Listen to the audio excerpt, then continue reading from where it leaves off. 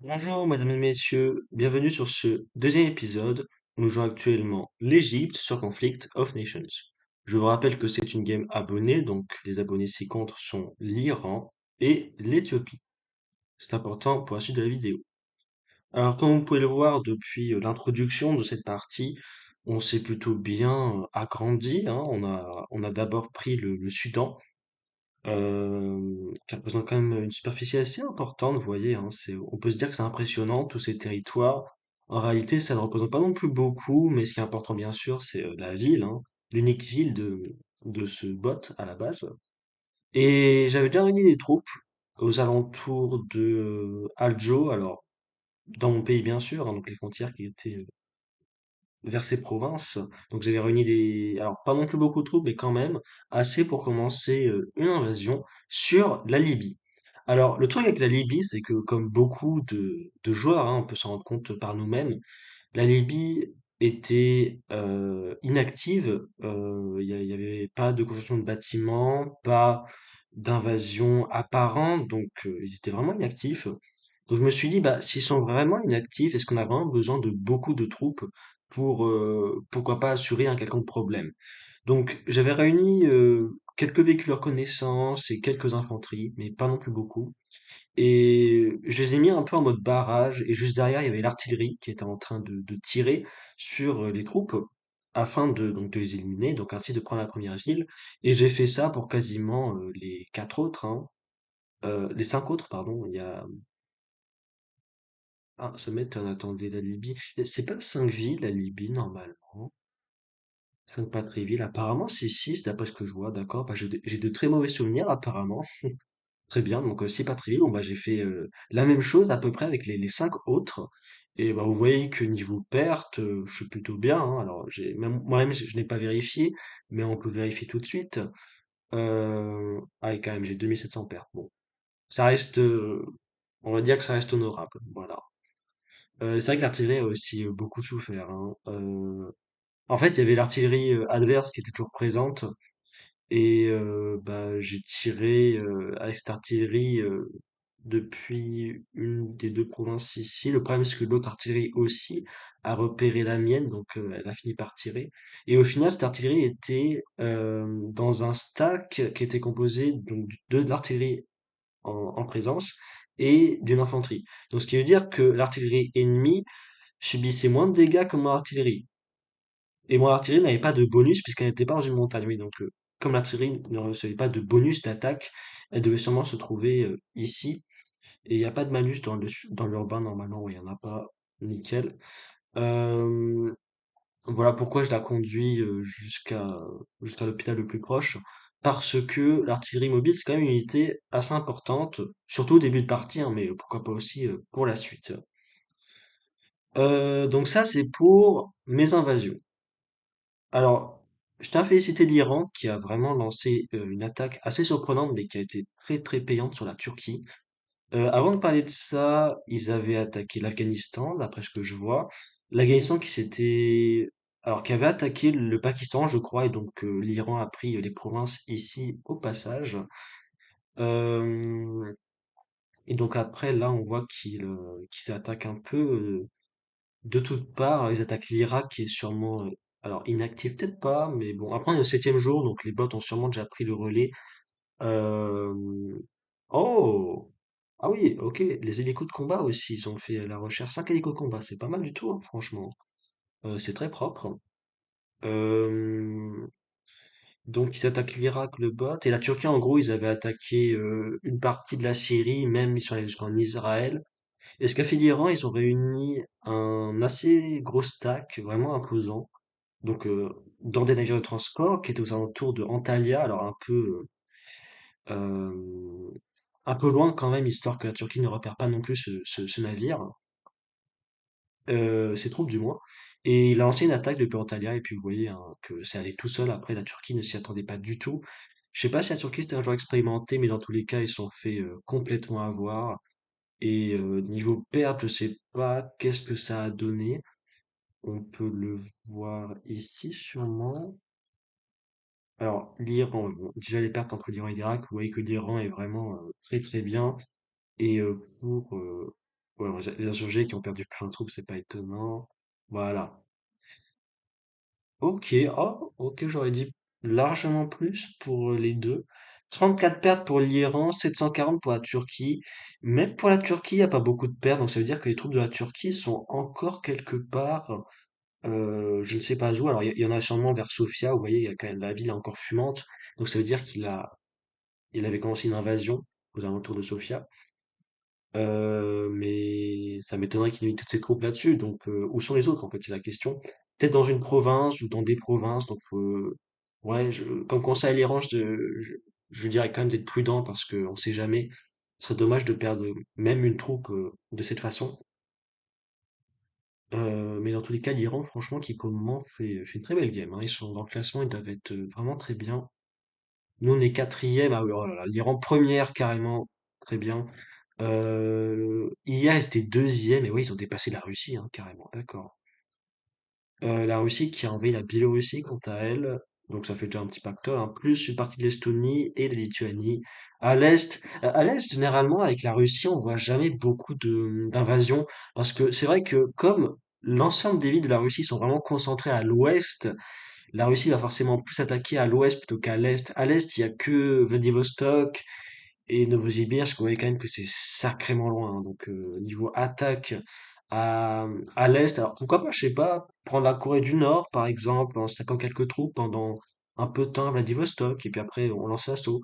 Le problème, c'est qu'à côté, il y a la Chine, il y a le Japon, il y a la Corée du Sud. Donc, ce genre de plan, ça tient jamais la route. Enfin, ça tient jamais vraiment la route, à moins que, bien sûr.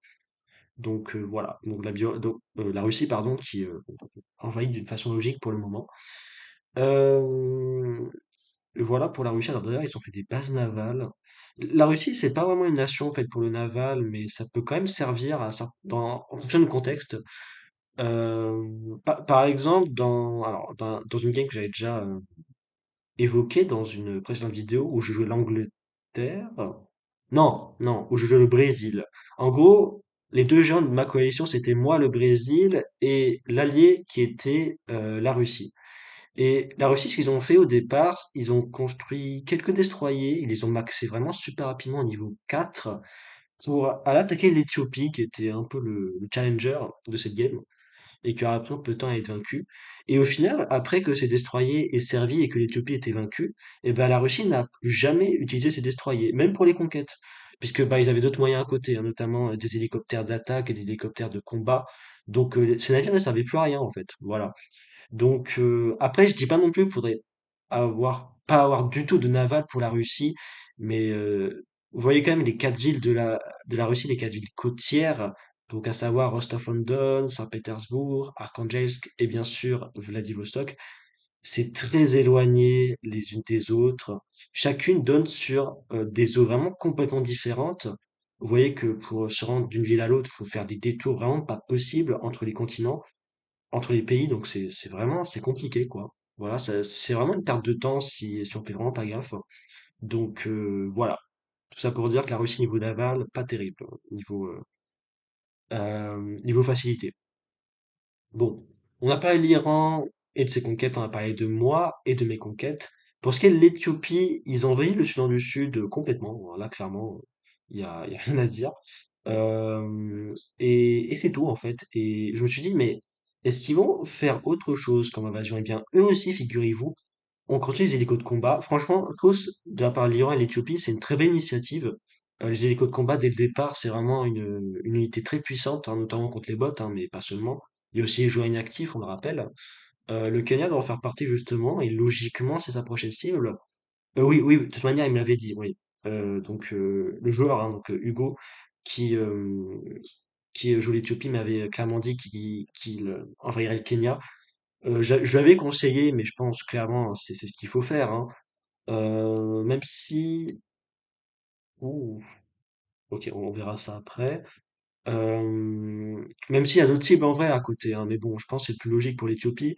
Ça fera toujours un territoire plus compact, ainsi plus facile à défendre, et ça créera une marge de manœuvre pour le sud, pourquoi pas, bien entendu. Voilà. Pour ce qui est de l'Italie, euh, est-ce qu'ils ont formé... Oui, c'est vrai, il y a mon escadre de chasseurs. Alors, je vais la faire rentrer, je me disais, attends, mais ça, il a qui cet avion? Mais il est à moi. On va le faire guérir, le chasseur de supériorité aérienne.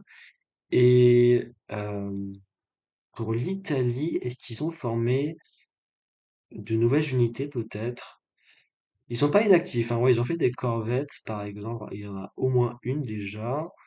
Base militaire niveau 2, ils sont en train de construire. Ils ont placé des troupes un peu partout, d'accord. J'avoue que c'est la première fois que je vois un truc pareil, mais why not, hein, écoutez. Base militaire niveau 2 qui construit vraiment bah, dans pas mal de villes, ouais, dans la majorité même. Alors l'Italie a toujours pas fait d'invasion, je crois. Alors si vous voyez quand même que ses points de vie ont peut-être augmenté, c'est parce que les patries villes au départ, elles doivent avoir un nombre de points de vie assez inférieur à ce qu'on peut connaître. Vous voyez là par exemple, c'est ses points de victoire. Ah, punaise. Je dis points de vie, mais c'est points de victoire, hein, bien sûr. Je dis des bêtises en disant points de vie. Il y a des abonnés qui me rappelaient, ils se reconnaîtront. Oui, c'est points de victoire, bien entendu. Vous voyez qu'on a 6 points de victoire, par exemple, pour Asyut. Ça doit pas beaucoup changer pour les autres. Ouais, 7 pour la capitale, 7 pour Alexandrie, d'accord, 6 pour Port Saïd, etc., etc. Et mais en gros, quand on arrive dans un stade avancé de la game, on arrive au-dessus des 10 points de victoire, voire bah, on reste à 10 points de victoire, tout simplement. Et c'est pas parce que votre ville, enfin votre capitale, j'ai dit votre capitale, mais c'est pas parce que votre ville possède votre QG qu'elle aura plus de points de victoire. Voilà, c'est pas en fonction de ça que ça se passe.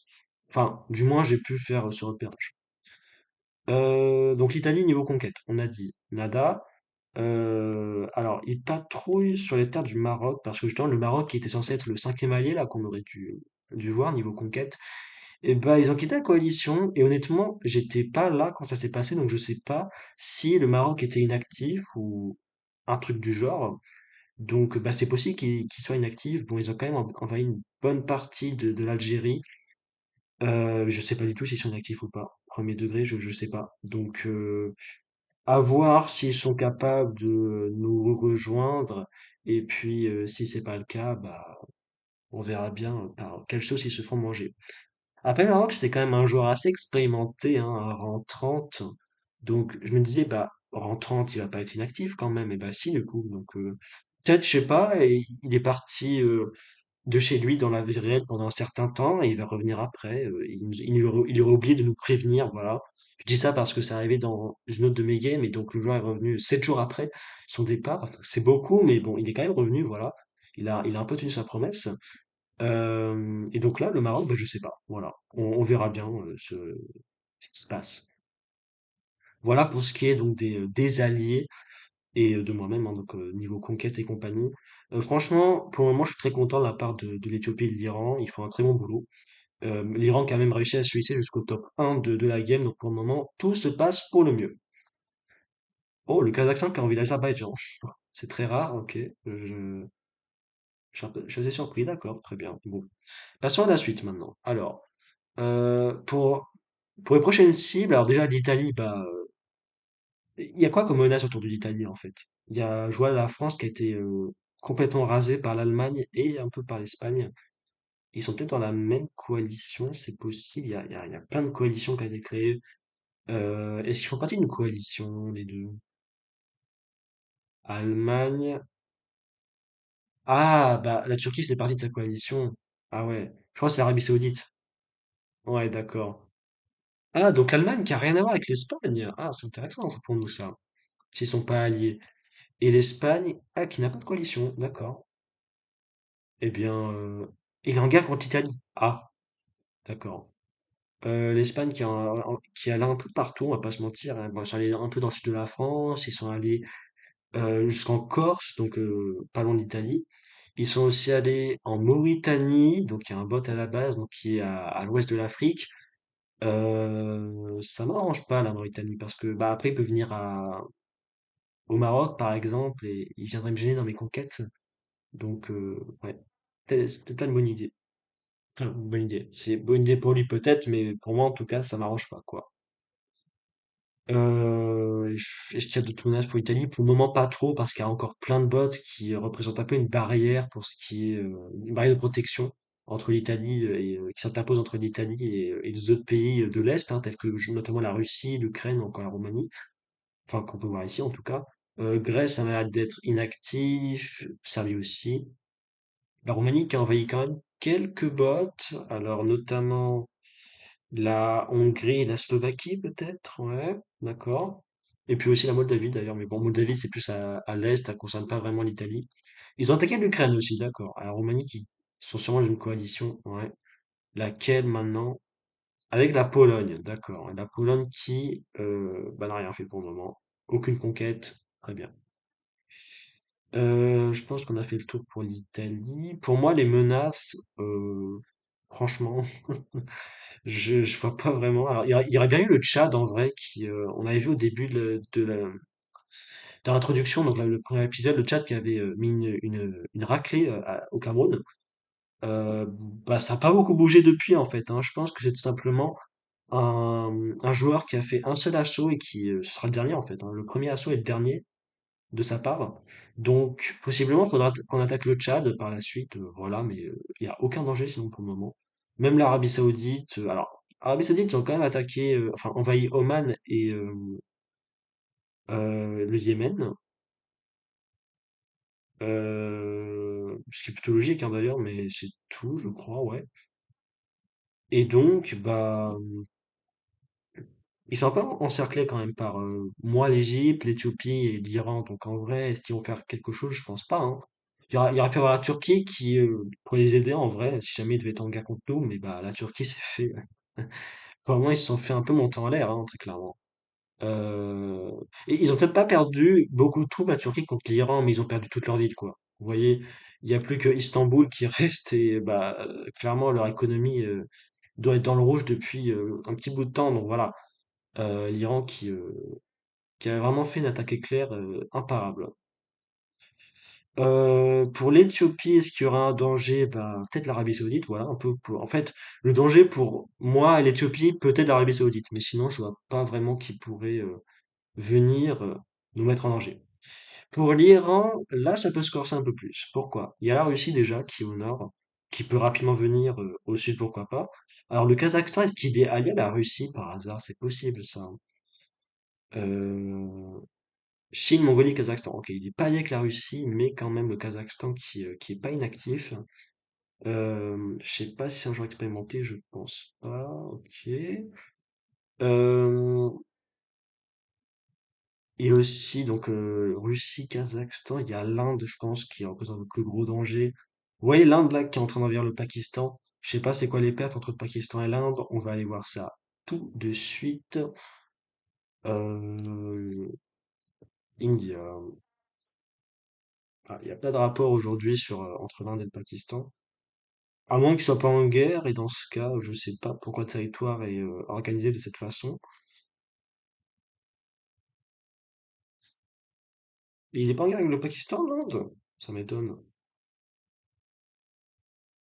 Si, bah ok, alors y a pas eu de perte, peut-être, je sais pas. Enfin, c'est bizarre quand même.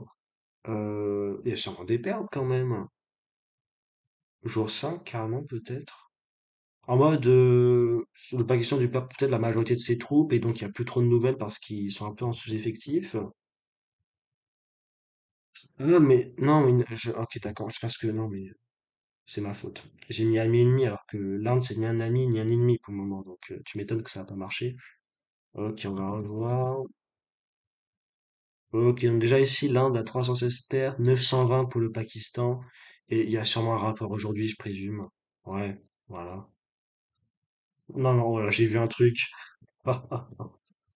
Ah ouais, d'accord. Oh, les pertes, elles ont augmenté significativement, hein. Ah là là.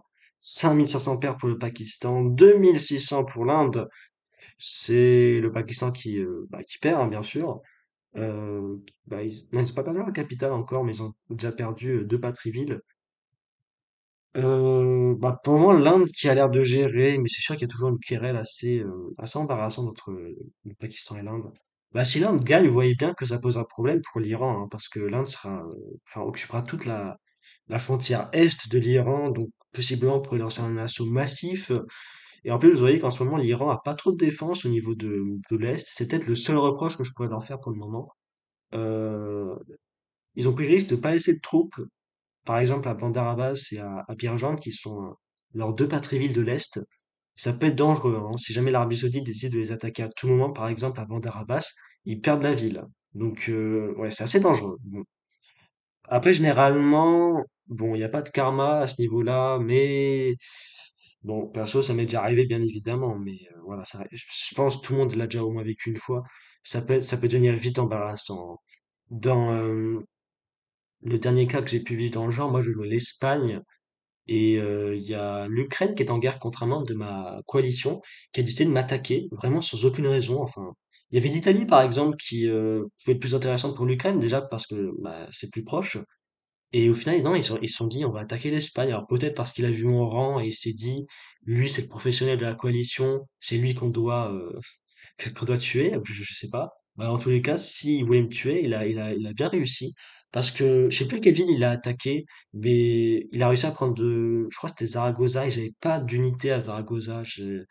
J'avais tout mis, enfin pas tout, mais j'avais mobilisé pas mal de troupes pour aller envahir, je ne sais plus quoi, peut-être le Maroc ou un truc dans le genre. Et il est venu à Zaragoza. Les troupes ukrainiennes, j'ai mis jusqu'au... Alors, ils m'ont attaqué vraiment très tôt dans la game, et j'ai mis jusqu'au jour 10 pour éliminer toutes les troupes ukrainiennes qui étaient présentes sur mon territoire, parce que bien sûr, j'avais plus les moyens. Et c'est à cause de ça que j'ai perdu la game, parce que de l'autre côté, tu avais le DR Congo qui se développait énormément et qui arrivait jusqu'au nord de l'Afrique. Et puis, franchement, j'ai survécu longtemps, hein, mais mon économie était foutue, quoi, juste à cause de ce move. Donc, vraiment, conseil important, gardez vraiment au moins une unité dans chacune de vos patries-villes. Bon, c'est sûr qu'après, si vous avez une infanterie dans votre patrie-ville et que quelqu'un vous attaque avec un stack bien complet, ça va pas faire grand-chose. Mais généralement, le fait que quelqu'un vous attaque avec un stack bien complet dans une seule patrie-ville, franchement, c'est assez rare de le voir. Donc, généralement, c'est pas ce genre d'attaque auquel on assiste. Donc, vraiment, gardez des unités, au moins une, dans chacune de vos patries-villes, ce sera déjà très bien. Alors, bien sûr, pas n'importe quelle unité, hein, si vous gardez par exemple, une artillerie tractée et qu'il y a un mec qui débarque avec je ne sais quelle unité, un tank par exemple, je sais pas, un tank plus une infanterie, bah l'artillerie tractée ne va pas faire grand-chose. À moins qu'elle ait le temps de tirer sur l'unité pendant qu'elle est en train de débarquer, là où elle est le plus vulnérable. Et à ce moment-là, vous grattez quelques dégâts, mais c'est tout.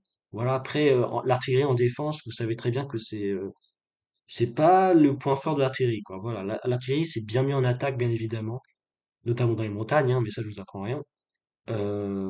Donc ouais, pour ce conseil-là, voilà, garder une unité dans chacune de vos villes, au moins, et pas n'importe laquelle, voilà. Donc, on a fait le tour d'un peu tout le monde, je pense. Pour ce qui est de mes prochaines conquêtes, bah, en fait, je vais peut-être envahir le Niger d'abord, comme ça, on s'interpose indirectement avec l'Espagne, et si jamais ils attaquent le Mali, bam, j'envahis le Nigeria, et ils peuvent plus venir du côté terrestre, ils peuvent plus venir vers le reste de l'Afrique. Voilà, donc je peux regarder un peu ce bout-là pour moi et l'Éthiopie. Et au pire, on lui concéderait le Maroc et l'Algérie. Bon, en vrai, on a de la marge au niveau bah, j'allais dire de l'Équateur, mais en mode, vous voyez qu'on a quand même toute la Libye euh, pour marge de manœuvre. Si jamais l'Espagne vient depuis l'Algérie, par exemple, hein, et il essaierait de rusher vers mon pays, bah, vers mes patries, en fait, tout simplement. Voilà. Après, ils n'ont pas tant de conquêtes que ça, l'Espagne. Je sais pas combien ils sont dans le classement. Le classement, j'ai pas. Ils sont assez loin quand même, hein. Ah oui, ouais, bon, 100 points de vie quand même, mais ouais, ils sont assez loin. D'accord. Bon.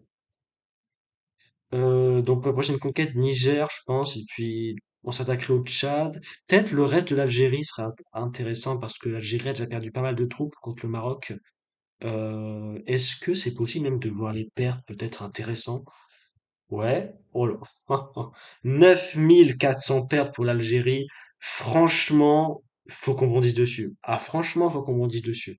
9000 pertes dès le départ comme ça, c'est super intéressant. Ah, faut qu'on aille envers l'Algérie, là. Qu'on prépare un gros stack et on fonce dans le tas, là. Je suis désolé, mais je pense que c'est le bon plan, là. Très bien. Donc, faudrait envers l'Algérie, d'accord. Possiblement, on commencerait par le sud, parce que si jamais l'Espagne vient au nord, imaginons, on sait pas prendre de cours comme ça et on a un plan B. Mais je pense que c'est super intéressant, là, d'aller attaquer l'Algérie. Bon, bah, il y a des troupes ici, vous voyez quand même, il y en a pas mal, hein, qui attendent patiemment leur heure, notamment ce stack, là, qui est totalement guéri. D'ailleurs, ce qu'on va faire dès maintenant, on va mettre une infanterie, voilà, au Caire. Et toutes ces troupes-là, ça va faire 10, c'est parfait. On va les envoyer à la frontière. Et demain, pourquoi pas, dès demain, on peut attaquer l'Algérie. Voilà, en vrai. Le Niger, si je vois que ça peut attendre, on attendra. Voilà. Je pense qu'on a à peu près parlé de tout ce qu'il y avait à évoquer pour ce qui est de la coalition et bien sûr de moi-même. Pour ce qui est des... Est-ce qu'il y a des faits intéressants qui sont passés dans le monde? Par exemple, l'Espagne qui est venue en Mauritanie pour l'Afrique. Il y a un peu un petit bordel qui s'est créé en Afrique du Sud, là, avec le Mozambique qui est venu. Et puis, la situation évolue plus trop. Il y a l'Inde qui est venue au Madagascar. Alors ça, c'est peut-être mauvaise nouvelle pour nous, parce que vous dites que l'Inde, en vrai, ils devraient se concentrer en Asie. Ils ont la Thaïlande, le Vietnam, le Myanmar qui sont en train d'envahir, l'Indonésie. Ils ont plein de territoires qui pourraient envahir ici. Et est-ce qu'ils sont dans une coalition, là? Ouais. Donc si jamais, bah, en fait, le problème, c'est que comme ils sont dans une coalition, et que dans cette coalition, il y a notamment le Japon, bah, le Japon aussi a vouloir son morceau, hein. Vous voyez, donc imaginons ils doivent se partager des territoires. C'est vrai que l'Inde, avoir un produit en Afrique, c'est pas dégueulasse, donc ils pourraient venir en Afrique, voilà. Donc ce serait bien que l'Éthiopie prenne à ce moment-là toute la côte est de l'Afrique, notamment le Kenya et le Mozambique, et comme ça il y a moins de menaces de l'Inde de venir par exemple au Mozambique. Si c'est le cas et qu'il le fait rapidement, ça pourrait vraiment causer un gros problème dans le futur, donc j'espère que ça n'arrivera pas. Là, ça va être plutôt l'Éthiopie qui va être concernée. Et ok, l'Inde du coup qui on verra hein, pour où est-ce qu'il s'expandra. Pour le moment, il a l'air de se concentrer sur le Myanmar et compagnie, mais s'il est venu au Madagascar, c'est pas pour rien. Voilà.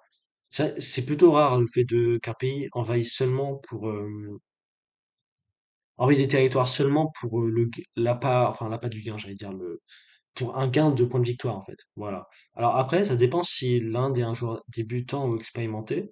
Ouais, il est assez expérimenté quand même, donc peut-être qu'il y a un enjeu stratégique derrière cette invasion de Madagascar. Voilà. Euh, en... Ah ouais. Ouah. Alors en Amérique du Sud, il y a plein de changements. Il y a le Chili qui allait dans tous les sens. Alors oui, il y a le Chili qui est vraiment... Ouais, il y a le Pérou aussi. Il y a l'Argentine, c'est vraiment un super micmac là. Il y a le Brésil qui est intact. Il y a le Venezuela qui a attaqué une partie de Suriname et de la Guyane. Il y a la Colombie qui a envahi l'Équateur et le Panama. Il y a Cuba qui a envahi Haïti et la République dominicaine. Ah oui, oh, ouais, oh là là. Ah oui, le Mexique a envahi la majorité des États-Unis. Il y a le Canada qui est venu un peu fouet sur le nez aussi. La Colombie. Bon, les États-Unis qui sont morts, quoi, globalement. Et sinon, dans une coalition, le Canada et la Colombie ensemble, genre. Ouais, le Mexique aussi. Ah ouais, d'accord. Ok, il y a une grosse coalition qui se forme au nord, alors peut-être pas organisé, tu vois, dans le game, avec le Pérou notamment, ça rappelle un peu ça, mais bon, à coup sûr, là, il gagne en point de victoire et en notoriété. Et en Europe, bah, il y a l'Allemagne hein, qui a envahi une partie de la France, et c'est qui a attaqué l'Angleterre? Ah, la France, justement, d'accord. Il y a l'Espagne, donc, qui est aussi c'est un peu mêlé. Il y a la Roumanie qui est en train de vers les bottes. Il y a la Russie qui a envahi la Biélorussie. Il y a la Suède qui a envahi. Alors, j'ai jamais vu une invasion de la Norvège pareil. Je veux dire, il a juste poussé sa frontière vers l'ouest, mais un petit peu, pas complètement. Et j'ai l'impression que ça bouge plus trop. Donc, peut-être il est inactif aussi, la Suède, c'est possible. D'accord. Et en Océanie, est-ce qu'il y a des changements? Ah oui, oula, ah, l'Australie qui a envahi la totalité de la Nouvelle-Zélande. Et l'Australie quand même qui a perdu sa capitale. Donc ils vont devoir s'en remettre. Ah, ok. Bah je pense que clairement la partie du monde qui est pour le moment le plus chamboulée, c'est clairement l'Amérique. Là oui, l'Amérique du Sud, là ce qui se passe, et l'Amérique du Nord, c'est enfin les deux extrémités de l'Amérique en fait sont transformées en micmac pas possible. Donc on verra comment cela évoluera dans une prochaine vidéo. Donc j'espère avoir été le plus clair possible dans ce petit résumé. On se retrouve donc pour une prochaine vidéo dans quelques jours, donc tout simplement pour l'épisode 3. Je vous souhaite une très bonne journée ou une très bonne soirée, ça dépend de là où vous êtes dans le monde, et je vous dis à plus.